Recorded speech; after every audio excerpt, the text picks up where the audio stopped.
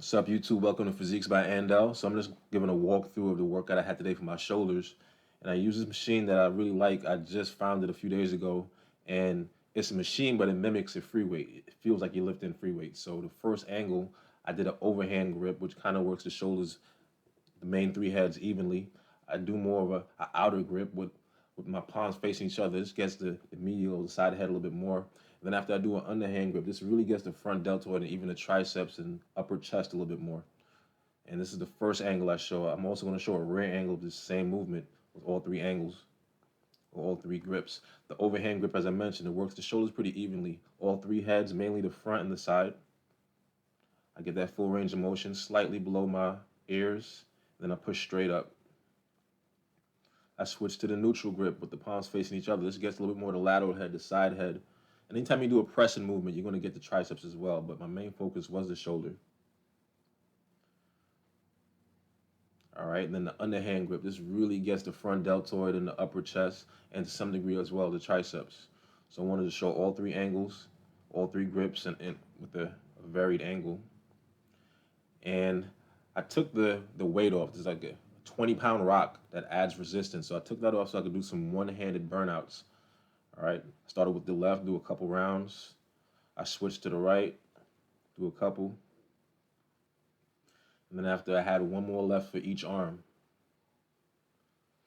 All right, after I did the more heavy compound lift, I did some burnouts with cables and elastic bands. So the cables, the circuit consisted mainly of laterals and upright rows, as I'm doing right now. So this particular cable, I have two bands on it, which adds to the resistance. The black is the heaviest, the red is about medium. So I have both together, which it's a lot heavier than it looks. All right, so right now, like I said, I'm going back and forth between the laterals, which really gets the side head, and the upright rows, which is somewhat of a compound movement for the shoulders. It gets all heads, and mainly the lateral, as well as the traps and the biceps to a certain degree. So I just went back and forth. I did about 5 for each, then right back to the next exercise. I did a few rounds of that until I couldn't go anymore. I varied the laterals a little bit. I tried some alternating, but for the most part, I did both arms at the same time. And after this lateral burnout and upright burnout with the cables, I finished with an elastic band, and I'm about to show you that in a second. So basically, this is really good for the rotator cuff and kind of isolating the shoulders as well. So because I'm going more of a lateral movement, the lateral head, the side head of the shoulder is the one that's doing the majority of the work, but I'm also getting some rear and front delts as well.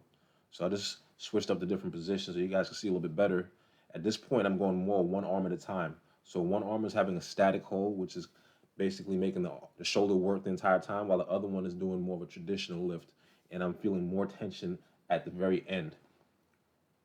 This last burnout is a static hold with varied tension. So my arm is out the entire time. So from the start to finish, I feel the burn. And then after, when I extend my arm, it accentuates the burn even more. So when it comes to a burnout, this is a very good exercise to try, and it will really get the shoulders burning. So this was my workout in totality. Shoulder press with that machine, some elastic band circuits, and cable circuits.